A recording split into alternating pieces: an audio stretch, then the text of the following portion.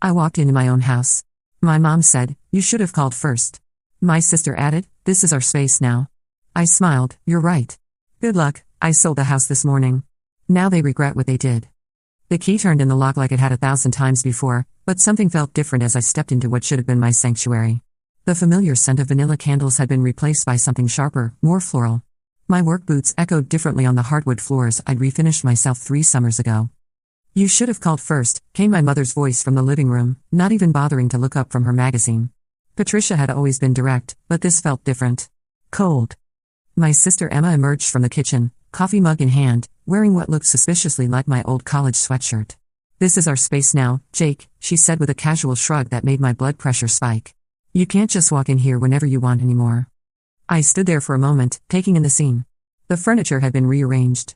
My grandfather's old recliner was gone, replaced by some modern monstrosity that looked like it belonged in a hotel lobby. Family photos that included me had vanished from the mantel, replaced by pictures of just the two of them at various restaurants and events I'd never heard about. The smile that spread across my face wasn't born of happiness. It was the smile of someone who'd been planning for this exact moment for months. "You're right," I said, pulling out my phone and scrolling to a particular email. "Good luck. I sold the house this morning." The silence that followed was deafening. Patricia's magazine slipped from her hands, and Emma's coffee mug stopped halfway to her lips. "What?" Emma whispered. I held up my phone, showing them the email confirmation from the real estate attorney. Closing was at 9 a.m. Cash sale. The new owners take possession on Friday. To understand how we got here, I need to take you back 18 months to when everything started falling apart. I bought this house when I was 26, fresh out of my electrician apprenticeship and making decent money. It wasn't much, a modest 3-bedroom ranch in a decent neighborhood, but it was mine. Every payment, every repair, every improvement came from my own sweat and savings. I'd even paid it off early, something I was incredibly proud of. My dad had passed away when I was 22, leaving behind a pile of medical debt and not much else. Mom struggled for years, bouncing between minimum wage jobs and government assistance. Emma, 5 years younger than me, had always been the artistic type, which apparently meant avoiding any job that required showing up consistently. When Mom lost her apartment due to late rent payments, I didn't hesitate to offer her my spare room. "Just until you get back on your feet," I'd said. That was supposed to be temporary. When Emma dropped out of college for the 3rd time and needed a place to stay, I opened my door again. Family helps family, I told myself. But temporary became permanent, and gratitude became entitlement. At first, it was small things. They'd use my Netflix account and change all the profile settings. They'd eat my food without replacing it. Emma would invite friends over without asking, leaving messes I'd have to clean up after 12-hour workdays. "Jake, you're never here anyway," she'd say when I complained. "You're always working." The irony wasn't lost on me. I was working those long hours partly to support them. Things escalated when I started dating Sarah, a nurse I'd met at a coffee shop near the hospital. She was smart, funny, and kind, everything I'd been looking for. But every time she came over, Mom and Emma would make her feel unwelcome. "She seems nice," Mom would say with that passive-aggressive tone she'd perfected over the years, "but are you sure you want to get serious? You have responsibilities here." Emma was worse.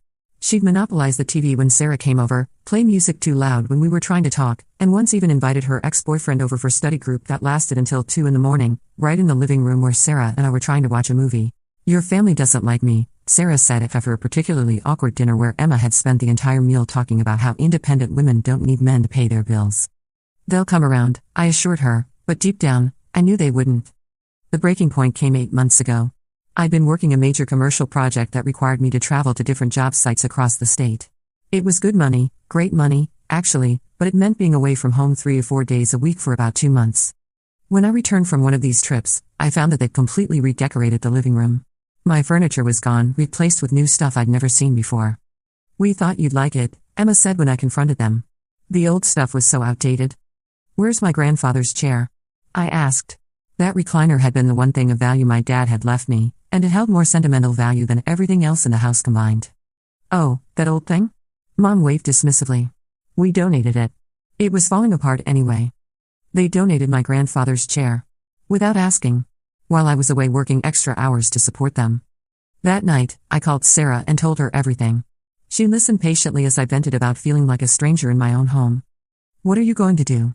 she asked. "I don't know," I admitted. "They're family." "Jake, family doesn't treat family like this. You deserve better." Over the next few weeks, I started paying attention to things I'd been ignoring. Mom hadn't looked for a job in over 6 months. Emma worked maybe 15 hours a week at a local boutique and spent the rest of her time treating my house like her personal resort. They'd also started making comments about Sarah that crossed every line imaginable. "She's not really your type, is she?" Mom said one evening. "I mean, she seems a little uptight. Remember when you dated Jennifer in high school?" Emma added.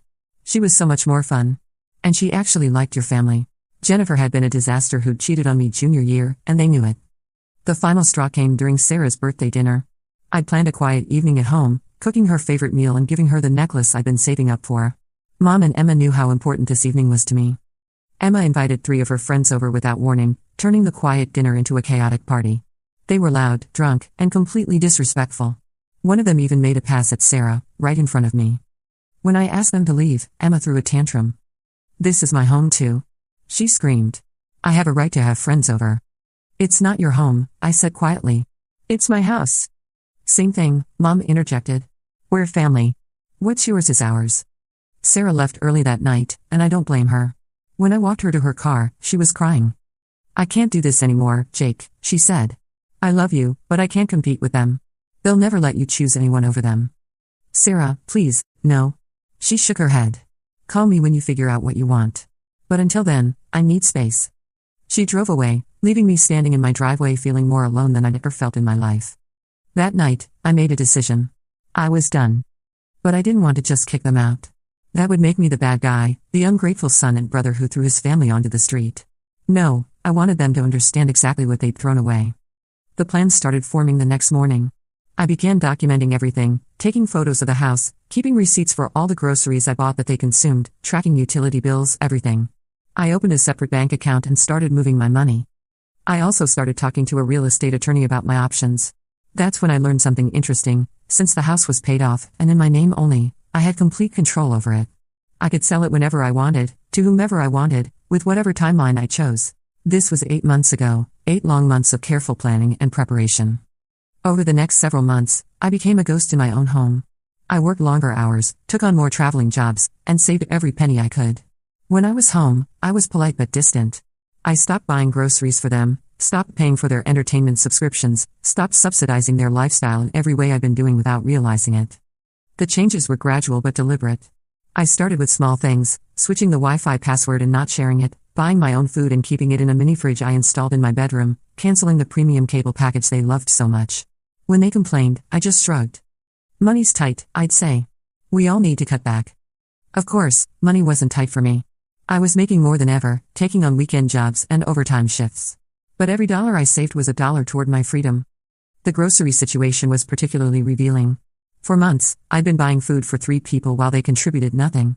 When I stopped, they were genuinely confused about how to feed themselves. "There's nothing to eat," Emma complained one evening, staring into the empty refrigerator. "There's a grocery store 2 miles away," I replied, not looking up from my phone. "But I don't have money for groceries." "Then maybe you should work more than 15 hours a week." She stared at me like I'd suggested she climb Mount Everest. "You've been weird lately," Emma said one evening. "Are you okay?" "I'm fine," I replied. "Just tired." But I wasn't just tired. I was methodically planning their exit and my escape. Every day brought new revelations about how entitled they'd become. Mom had been using my credit card for her online shopping, small amounts she thought I wouldn't notice. Emma had been telling her friends they could use our address for package deliveries, turning my front porch into an unofficial Amazon distribution center. The breaking point almost came early when I discovered they'd been going through my mail. I only found out because Emma accidentally mentioned a job offer I'd received from a company in Denver, a letter she had no business knowing about. "How do you know about that?" I asked. She froze, realizing her mistake. We were worried about you. You've been so secretive lately." "So you opened my mail?" "It was just sitting there," Mom interjected, coming to Emma's defense. "We thought it might be important." "It was important. To me. It was my private correspondence." "We're family," Mom said, as if that explained everything.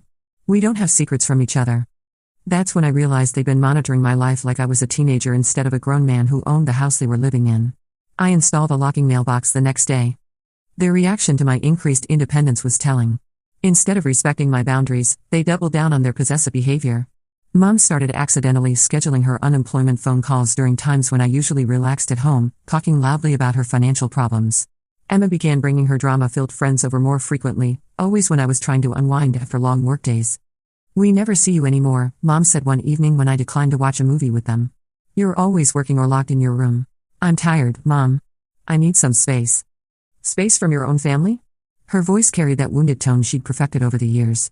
That's not healthy, Jake. But I was healthier than I'd been in months. I was sleeping better, eating better, and for the first time in over a year, I felt like I had control over my own life. The only unhealthy thing was the situation I was planning to change. I started documenting everything more carefully. I took photos of the mail they'd opened, kept screenshots of the credit card charges they'd made without permission, recorded the times they had loud parties when I asked them to keep it down. I wasn't planning to sue them, but I wanted evidence of their behavior in case they tried to turn other family members against me. The documentation process was eye-opening. In 1 month alone, they'd cost me over $800 in food, utilities, streaming services, and other expenses they just assumed I'd cover. Over the course of the 18 months they'd been living with me, the number was staggering. I also started researching their options. Mom qualified for several assistance programs she'd never bothered to apply for. Emma could get financial aid for school if she actually enrolled in classes. There were job training programs, housing assistance, even transportation help available. They had options, they just preferred the option where I took care of everything.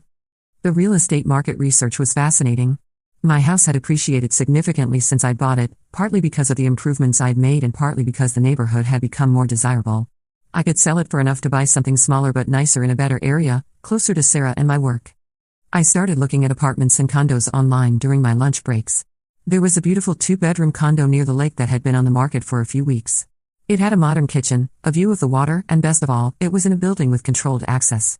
No one could just walk in and make themselves at home. The psychological aspect of the situation was perhaps the most difficult part. These were people I loved, people I'd been taking care of in various ways my entire adult life. But love and enabling aren't the same thing, and I was finally starting to understand the difference. I called my cousin David one evening, the only family member I trusted to be objective about the situation. He lived 3 states away and had always been straight with me. Jake, this has been going on for how long? He asked after I explained the situation. 1.5 years. And they're not paying rent, utilities, groceries, anything? Nothing. Emma works part-time and spends her money on clothes and going out. Mom hasn't had a real job in months. What did they do before they moved in with you? They figured it out. They always figured it out. And they'll figure it out again, David said firmly. You're not helping them by letting them use you like this. You're hurting them. And you're definitely hurting yourself. It was exactly what I needed to hear from someone outside the situation. The plan solidified over the following weeks. I would sell the house quickly and quietly, give them minimal notice, and force them to face reality. It seemed harsh, but every other approach had failed. Conversations didn't work. Boundaries didn't work. Even temporary consequences didn't work because they knew I'd always cave eventually. This time would be different. I spent extra time at work learning new skills, taking certifications that would make me more valuable and marketable. If I was starting over, I wanted to start from a position of strength. My supervisor noticed my increased dedication and offered me a promotion to lead electrician on major projects. It meant more responsibility but also significantly more money.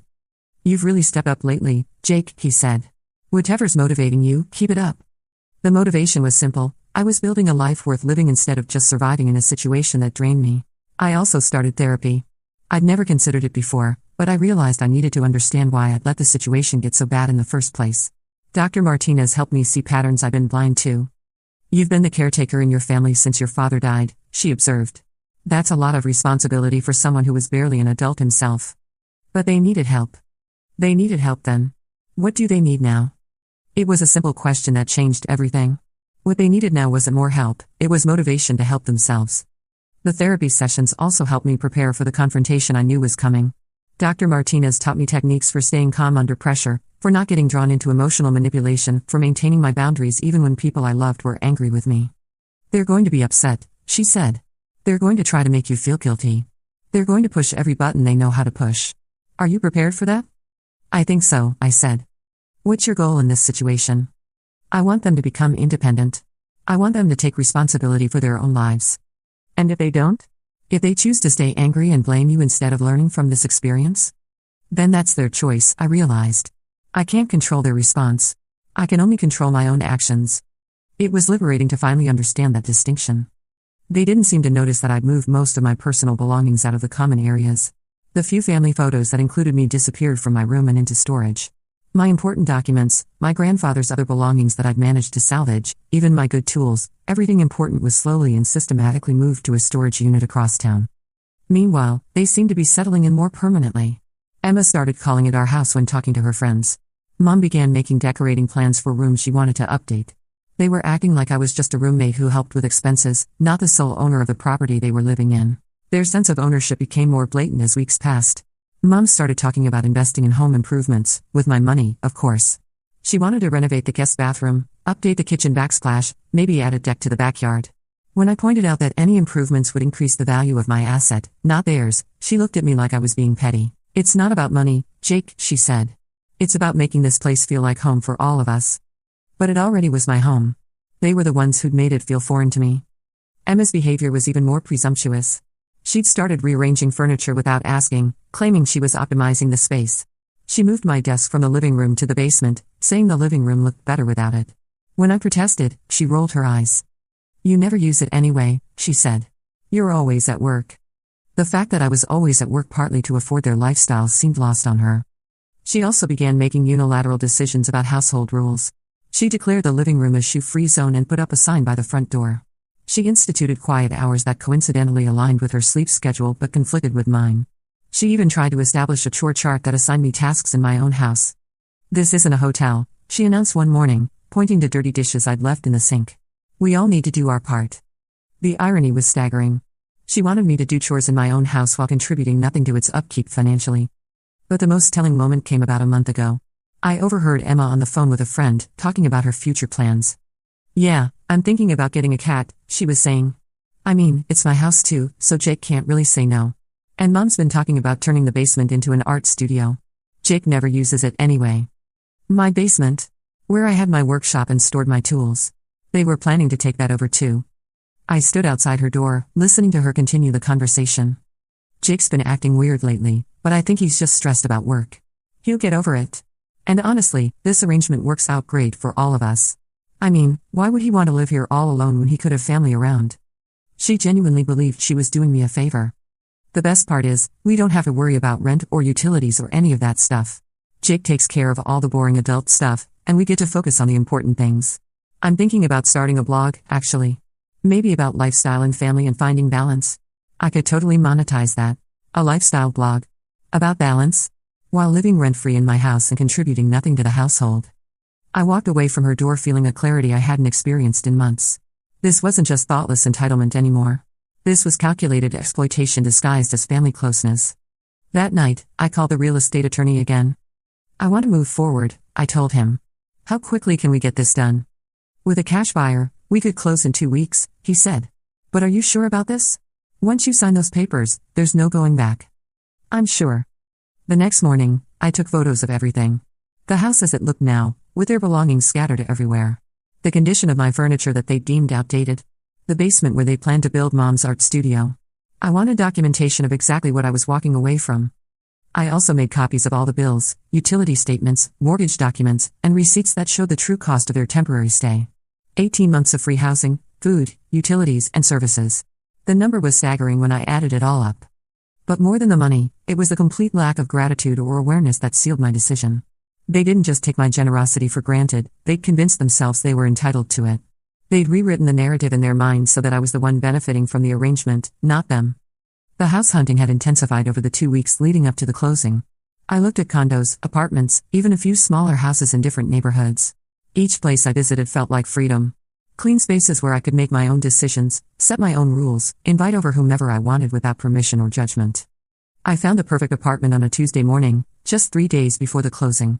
It was in a converted historic building downtown, with exposed brick walls, high ceilings, and huge windows that filled the space with natural light.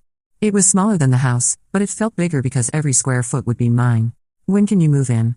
The landlord asked. As soon as possible, I said, signing the lease on the spot. That weekend, I drove 3 hours to visit Sarah. She was surprised to see me but agreed to coffee. How are things at home? She asked carefully.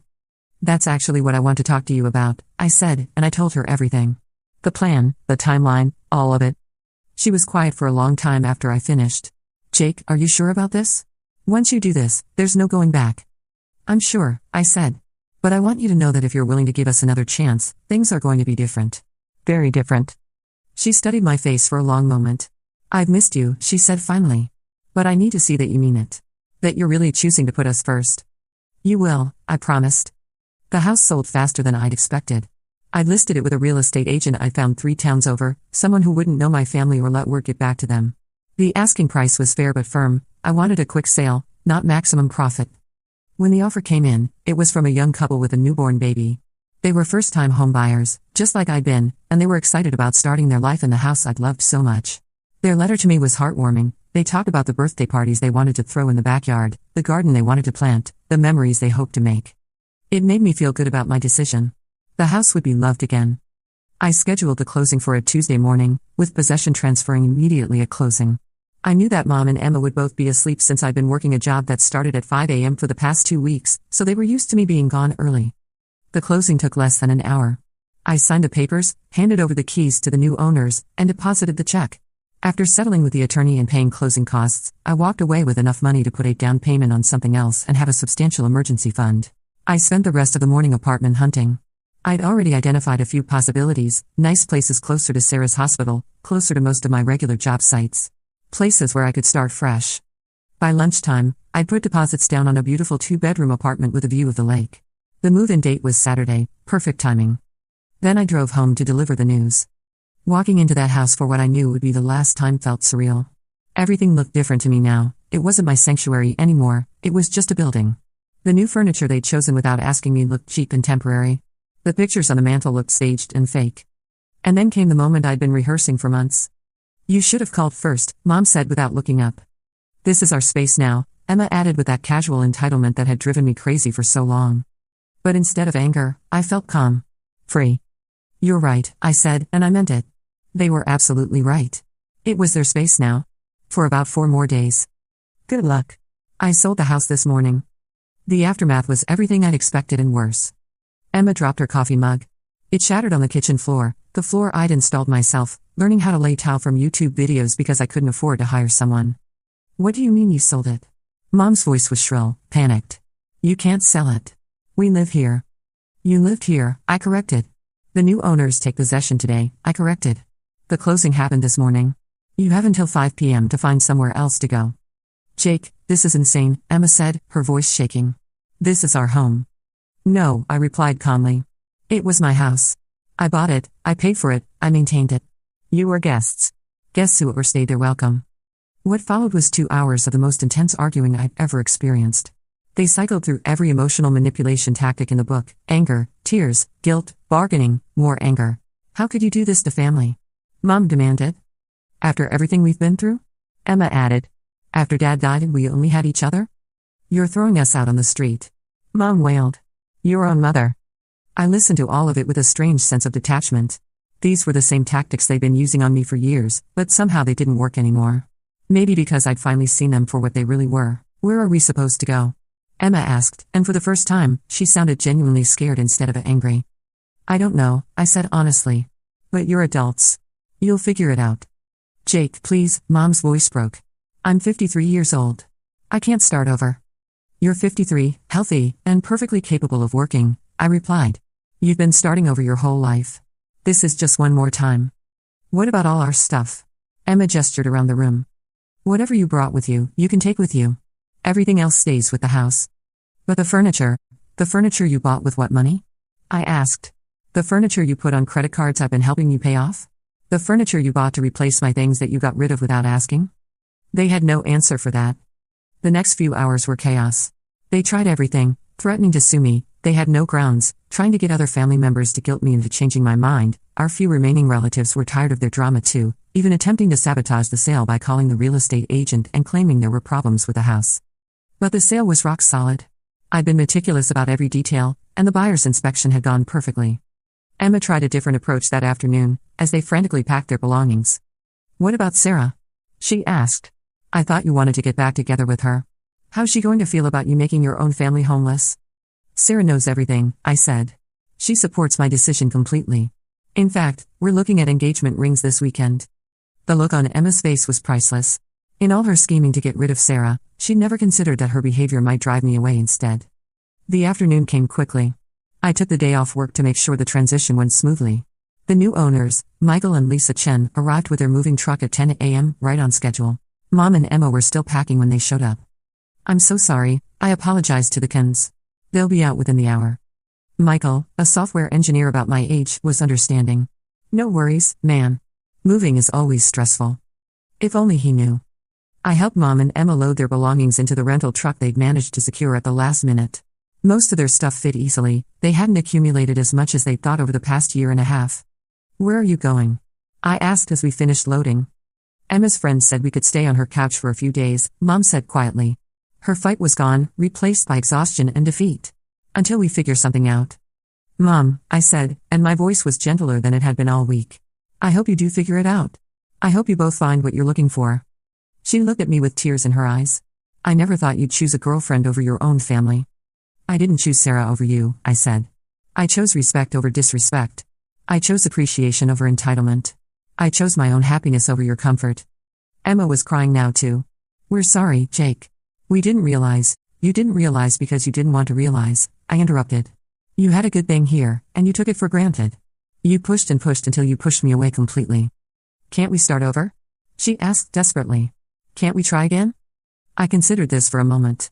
Maybe someday, I said finally. But not now. You both need to learn how to take care of yourselves first. You need to understand what it means to work for what you have instead of just expecting it to be given to you. They climbed into the rental truck, and Emma rolled down the window. We love you, Jake, she said. I love you too, I replied, and I meant it. But love isn't enough anymore. You need to earn back my trust and respect.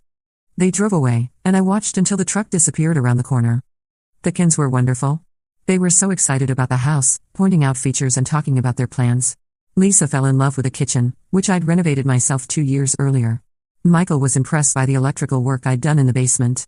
You really took care of this place, he said. It shows.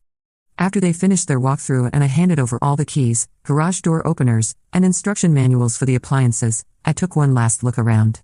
The house looked different with their boxes scattered around, but it looked alive again.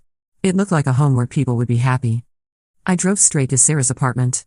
She was waiting for me with a bottle of champagne and Chinese takeout. How do you feel? She asked as I collapsed onto her couch. Free, I said, and I realized it was true. Completely free. Any regrets? I thought about it seriously. No, I said finally. I tried everything else.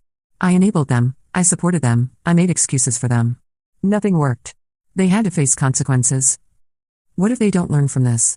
Sarah asked. What if they just blame you and never change? Then that's their choice, I said. I can't control what they do with this experience. I can only control what I do. We spent that evening talking about our future. Sarah had been offered a position at a hospital in Portland, Oregon, a fresh start for both of us if I was interested. I was very interested. The next morning, I started moving my things out of storage and into our new apartment. It felt strange at first, living somewhere that was truly my own space again, but it was a good strange. 3 weeks later, Emma called me. Jake, her voice was small. Can we talk? Sure, I said. I got accepted into a nursing program, she said. It's a 2-year associate degree. I start in the fall. That's great, Emma. I'm proud of you. I'm working 2 jobs to save up for tuition. It's hard, but I think I needed this. I needed to understand what it feels like to work for what I want. How's Mom? She got a job at a hotel. Front desk, full-time. She's different. More focused. She found a small apartment she can afford on her own. I'm glad to hear that. Jake, we were wrong. About everything. We took advantage of you, and we took you for granted. We were so used to you taking care of everything that we forgot you were a person with your own needs and feelings. I appreciate you saying that, I said. Is there any chance? I mean, could we maybe have dinner sometime? I want to apologize properly. To both you and Sarah. I looked over at Sarah, who was reading on the couch. She looked up and nodded. Yeah, I said. I think we could do that. 6 months later, Emma graduated from her first semester of nursing school with a 3.8 GPA. Mom had been promoted to assistant manager at the hotel. They were both living independently, supporting themselves, and for the first time in years, they seemed genuinely happy. We had dinner once a month now, sometimes twice. The dynamic was completely different. They treated me with respect, they appreciated Sarah, and they never asked for money or favors. They talked about their work, their goals, their challenges, like adults talking to another adult. You know what's funny? Emma said during one of these dinners. I always thought I hated work. Turns out I just hated jobs that didn't matter to me. Nursing is hard, but it feels important. I'm learning so much about business, Mom added. I never thought I'd be interested in that, but managing a hotel is like running a small city. There's always something new to figure out. Sarah squeezed my hand under the table. I'm proud of all of you, she said. That night, as we drove home to the house we bought together, with Sarah's name on the deed right next to mine, I reflected on everything that had happened. Had I been cruel? Maybe. Had it been necessary? Absolutely. Sometimes people need to lose something to understand its value. Sometimes the kindest thing you can do for someone is to stop enabling their worst behaviors.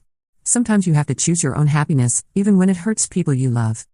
My mom and sister had spent over a year treating me like a doormat, taking advantage of my generosity, and driving away the person I wanted to spend my life with. They'd assumed I would always be there to clean up their messes and subsidize their lifestyle. They were wrong. But here's the thing, losing the house wasn't the worst thing that ever happened to them. It was the wake-up call they needed. For the first time in their adult lives, they had to take responsibility for themselves. And once they did, they discovered they were capable of so much more than they'd ever imagined. Emma is now in her final semester of nursing school and has already been offered a position at the Children's Hospital. She's dating a guy from her study group who treats her well and shares her goals. Mom has been promoted again and is considering going back to school herself to get a degree in hospitality management. She's dating too, a widower she met at work who's kind and stable and treats her like the capable woman she's become. As for me and Sarah, we're planning our wedding for next spring. We're happy, we're building something together, and we're surrounded by people who love and respect us. The house I sold sits on Maple Street, and I drive by it sometimes when I'm working in that neighborhood. The Kens have painted it a soft blue color and planted flowers in the front yard. There's a swing set in the backyard now, and I can often see their little boy playing in the sandbox Michael built. It makes me smile every time. The house found its happy ending. And so did all of us. Sometimes the best revenge isn't revenge at all. Sometimes it's just refusing to be a victim anymore and choosing to build the life you actually want. Sometimes you have to sell the house to save the family.